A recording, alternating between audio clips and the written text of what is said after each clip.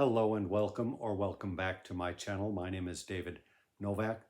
I'm going to just talk briefly about the three most recent books which I have finished reading, not necessarily in that order. My little log book where I note these details is away, and so I can't be sure which I finished when. I finished the Hittites, finally. Yay! O.R. Gurney, the Hittites.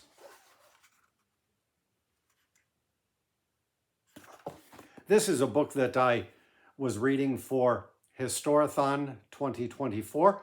Historathon is a booktube event begun by Vin at Revenant Reads, focusing on the reading of history. Folks are encouraged to read one book of history per quarter. The year is divided into quarters, each quarter covering a different era, the first being antiquity. And I had planned on reading two books, this book, The Hittites, and AD 381. And I enjoyed the Hittites so much that I decided to scuttle AD 381, which is very churchy. Not something I'm especially interested in reading about, although I do like Charles Freeman. I've read his textbook on Greece, Rome, and Egypt, or Egypt, Greece, and Rome, pardon me. So I had hoped to tackle this, but I've enjoyed Gurney, and let me tell you, this is a book I tried reading when it was first out in the last edition, which I had in a Penguin, so in the 90s, I think, 1990, and could not handle it. And so it's been on my to-do list ever since then, I suppose, particularly since I became a dedicated reader 2 years ago. I have not been a strong reader during the course of my life, and in the last couple of years have been making a concerted effort to improve in my reading. And so I did accomplish this. And when I finished it, I thought, let me read something more current about the Hittites. At the rate of excavations and I would even suppose theory development, a lot must have changed since 1990, and I would like to know the latest. That's what I said to myself. And Trevor Bryce was said to have a good book about the Hittites. Now, I just noticed the other day that he has a new book about the Hittites, to get which I would have to pay full price. So I will wait a bit. If I like his writing style, I ordered the old book on the Hittites of Bryce, which people said was good. And then it never came. It got lost in transit. The bookseller claims it was lost in the mails, but from the get-go, I had my suspicions about the book, and no other copy of that book at that price point was available. So I noticed that Trevor Bryce has a book about ancient Syria, and I decided to consider that. And I ordered this. Unfortunately, it's Oxford University Press. Unfortunately, has the look of a print-on-demand book. And I was going to do this, but then I finished the Hittites, and this had not come. It was very slow in arriving. And so I jumped into Ancient Iraq by Georges Roux, I guess. Sounds like something in cooking, if you know what I mean. So this book is wonderful and fantastic. The Hittites is a very good book. I'm only about 50 pages into this, but I now understand a little bit more why I had such a hard time with that book in 1990, and why even recently it was a bit of a slog. I managed to just read a couple of pages a night, and I did make it through. And the reason for that is that well, number one, I have no background, so that's the fault on me. But number two is that the Hittites present a rather specific sphere of study. And coming to it without any background, I've over the years, I've read enough about the Greeks and the Romans and a little bit about the ancient world. So I was not totally lost in the way I was in 1990. But nevertheless, it was sparse going, and particularly at the time Gurney was writing. His writing is beautiful, don't get me wrong, but there was not an awful lot to tell. What we know or knew in his day about the Hittites still was fairly sketchy, and I'm comfortable with that. But where I see this book being an improvement is that it is taking an overview, a much broader view.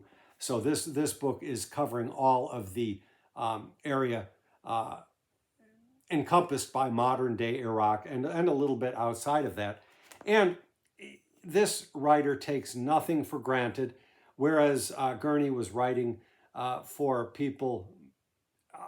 The book was issued in a Penguin paperback, but he was writing more specifically toward people who have a little bit more knowledge base than I. And George Rue, this book arose from a series of magazine articles which he wrote. And so he takes the care to explain. So when he introduces all of the different periods of time that the history is subdivided into, he gives pretty good explanations for it. The only thing comparable that I can point to in that regard is the book by Moses Finley about the Bronze Age, and he breaks down the different names of the eras and explains why they are called what they are and so forth. So I'm really enjoying this. It is about 400 pages, so it is not something that I expect I will finish at the end of March, which will make me bleed the reading of this into the second quarter of Historathon. These things happen. But the Gurney was a very good read, but if you are a novice coming to the study of antiquity blind, this will give you a lot more places to get a foothold with. I'm not saying it's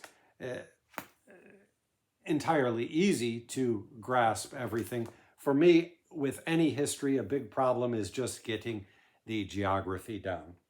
So that is my nonfiction reads to talk about. Now, off stage, off in the wings, I am also reading Henry Adams's History of the United States, covering the presidencies of Jefferson and the next guy, Madison. And I'm making good progress, but it will take me a full year to complete that, I believe. So those are coming along. I am also peeking into this book, edited by Harold Bloom, of criticism on War and Peace, which I finished reading earlier in the month. And I am enjoying it, but I am realizing that criticism is really not my bag anymore. I love the fact that I am getting perspectives on the novel. Scenes are being brought forth that I remember, and I get another person's view on the events and even on the philosophies expounded by Tolstoy. But it's a short book, 130 pages, and I've got about 30 pages to go. So I'll get there. Now, I read Amerika by Franz Kafka. This was another blast from the past. When I was young, probably the first author that I really fell in love with was Franz Kafka. I read The Trial and The Castle, and then the stories and some letters and so forth. And wanted to read this and never managed to do it. I failed a couple of times. So there's a bit of a kick to finishing a book that you DNF'd in the past, that you failed to make headway into in the past. So I feel that I am improving in my writing. This book was very fun. It's Kafka's first novel, and unfortunately, my experience with his other two novels is so far distant in the past that I cannot even begin to consider how this compares with those. The essential theme of the novel focuses on powerful women. That's the main motif that keeps coming back through the course of the story. So we have a main character, Carl, I believe, who is, well, he is an immigrant to Amerika. The reason he is coming to the U.S. is because at, I think, the age 13, something like that, a woman employed by his parents in the capacity of some kind of servant had sex with him, and he fathered a child upon this woman. And the parents didn't want to deal with that, so they just shoved him off to Amerika and figured he can fare as he may. That's not a spoiler. That is the leading premise of the book. It's made known to the reader almost immediately that is why he is en route to Amerika. So then the rest, he meets a long lost relative, and then he's on his own. And there's extraneous stuff that when you look back on it, like he learns, I think, to ride a horse. It's not really pertinent to any greater cohesion of the book. But the book lacks a bit of cohesion, I think you could say. But then he is on his own, and he meets some people, and then he gets a job in a hotel, and his employment there and the course of his employment there is made possible by a friendship he develops with a powerful woman in that establishment. She is a former countryman of his and takes Carl under her wing, so to speak, and then further adventures ensue. He moves on from that situation and falls into company with a couple of fellows who are, let us say, under the thumb of another powerful woman. She dominates them, and she wants to bring Carl into her fold, so to speak. And then after that, now, this edition does not include certain chapters which he did not finish. I believe if you get a modern edition, it will include those unfinished chapters, and that may go into more details about his sojourn with this powerful woman. Then he leaves that situation, and the last chapter I talked about in a video recently, and I will spare you repetition of that. It was a very enjoyable read, and something said to me, well, he kind of reminds me a little bit of the whole world he describes reminds me a little bit of the world covered by B. Traven in his books. Why don't I read The Death Ship next, which is another book that when young I tried to read and did not make more than a page or two into, failed it. Not so much my own fault as the fact that our public library had one copy that was split in the spine, and I just could not handle reading that. And then I've never found a cheap copy until recently.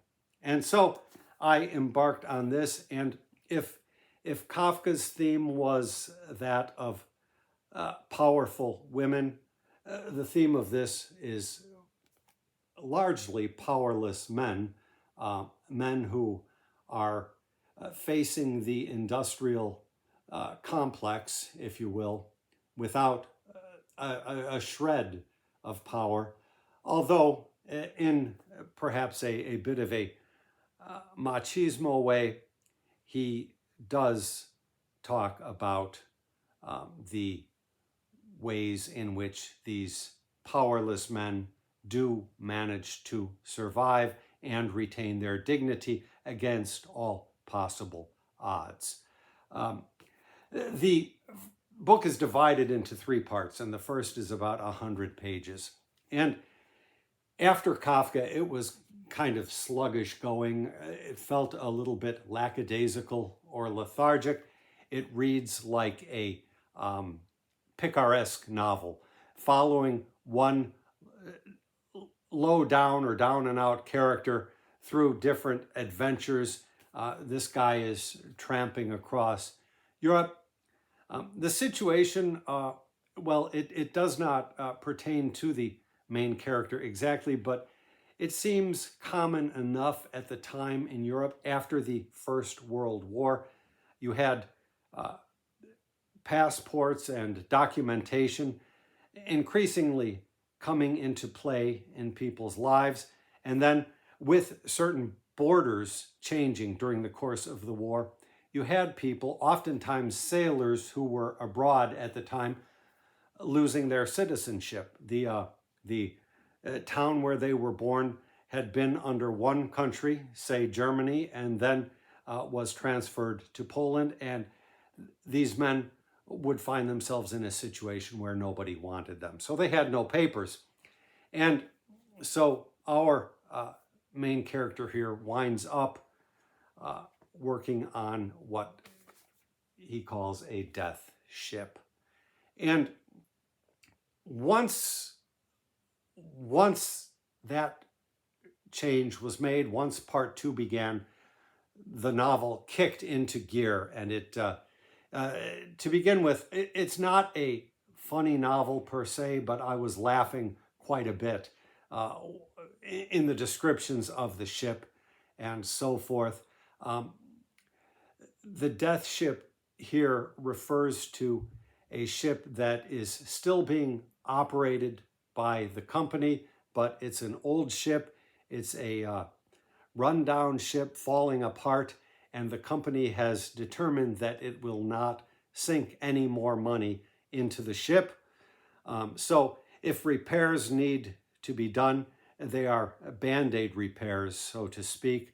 The cheapest kind of repair would be made, and the crew is skeleton crew, if you will, no pun intended there.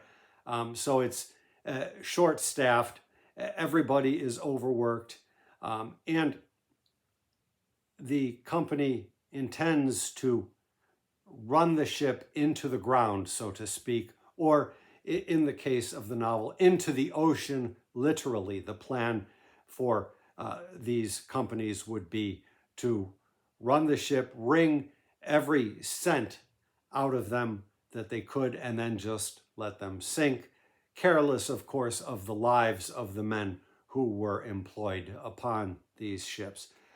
So that is part 2. I suspect part 2 reveals a little bit of personal history of B. Traven, although nobody really knows much about him.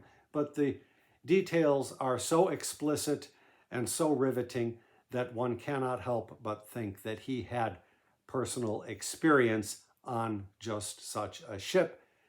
And then the third part is slighter, maybe 50 or 60 pages. The whole thing is 370 pages, is after he has left the death ship and the wild adventures which ensue. So while I think characterization is not Traven's strong suit, the other book which I read by him, The White Rose, also was so, and particularly coming on the heels of Kafka. Kafka's characters are so splendidly drawn that the whole picaresque loner just fell a little bit flat for me. But as I say, once the ship made its appearance, everything changed, and the book ultimately became a page turner. It may not indeed be for everybody. I don't know how much people like nautical fiction. It really is extremely centered on the one main character. In this book, there are no female characters at all to speak of. Mention is made of Janes and so forth, but that is about it. Mention is made of lifting a skirt on shore leave, that kind of thing, but there are no female characters. Of course, I could not help but reflect on a comparison between this and the other book that I read last year, which entailed some shipboard scenes. And that book, Boulder was the title, and it did not entail the kind of ship where it is a death ship. Certainly, it is, if anything, something of a cushier position, and then that novel switches and goes in a completely different direction. But there were definitely consonances between this book and that. I have not read a lot of nautical fiction, Joseph Conrad excepting, and I loved Youth and the other one about the Narcissus when I was young. I have not revisited them, but I think the last thing that I read by Conrad, Lord Jim, was it, displeased me, and I also cast that one aside at the midpoint. And in the case of Conrad, I don't think I would go back to that particular book. I might pick him up again for Secret Agent or something else, but not Lord Jim. And I am not particularly interested in nautical fiction. Traven's other books do not deal with shipping. And word is, there's an introduction here which kind of tells you the plot and says some things which I'm glad I didn't read beforehand. But the introduction says that he tightened up his act a little bit. So this is a bit of a sprawling novel, but as I say, it became something of a page turner. And even at the end, where certain events occurred which were a bit fantastic, yet metaphorically, I was willing to concede everything to Traven and just go with his narrative flow. So these are the 3 books that I have finished most recently, and when I have finished 3 more or so, I will make another recent reads video. Thank you very much for stopping by my channel.